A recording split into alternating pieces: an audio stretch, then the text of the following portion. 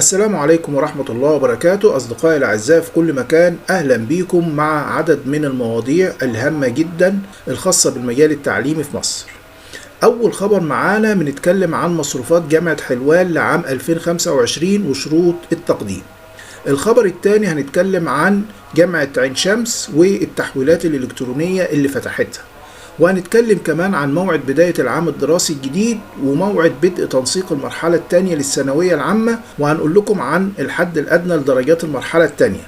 دي العناوين اللي هنتكلموا فيها، وعلشان نتابع التفاصيل تابع معايا الفيديو للآخر، وما تنساش تعمل اشتراك في القناة ولايك للفيديو. ويلا بينا على أول الأخبار. بيقولك إن يوم الثلاث اللي فات بدأ فتح باب التنسيق للمرحلة الأولى لطلبة الثانوية العامة دفعة 25-26، ومن المتوقع انه يتم الاعلان عن نتيجة المرحلة الاولى يوم السبت الموافق 2 اغسطس القادم الساعة 7 مساء.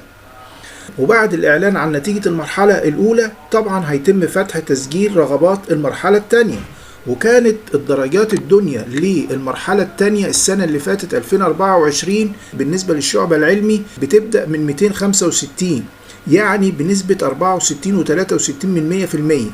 أما الأدبي فكانت بتبدأ المرحلة الثانية من 230 بنسبة 56.9%. هنروح الخبر الخاص بجامعة حلوان اللي هي بتقول لنا عن المصروفات الكليات بتاعتها. بتقولك إن كلية الطب البشري ب150 ألف جنيه، كلية طب الأسنان ب130 ألف جنيه، كلية العلاج الطبيعي ب105 ألف جنيه. أما كلية الحاسب وتكنولوجيا المعلومات فدي ب80 ألف جنيه، كلية الهندسة ب70، كلية العلوم الإنسانية والتجارة وإدارة الأعمال ب60، كلية الدراسات القانونية اللي هي ليسانس الحقوق باللغة العربية دي ب60 برضو، قسم الترجمة المتخصصة باللغة الإنجليزية برضو ب60، كلية العلوم برضو ب60، الفنون والفنون التطبيقية برضو زيهم ب60. أما بقى كلية تكنولوجيا العلوم الصحية التطبيقية فدي مختلفة، دي ب55 بس. هنروح لخبر خاص بجامعة عين شمس اللي هو بيتكلم عن التحويلات الإلكترونية. الخبر بيقولك إن جامعة عين شمس فتحت باب التحويلات الإلكترونية أمام الطلاب الراغبين في التحويل إلى كلية جامعة عين شمس للعام الدراسي 25-26 اعتبارا من إمتى بقى؟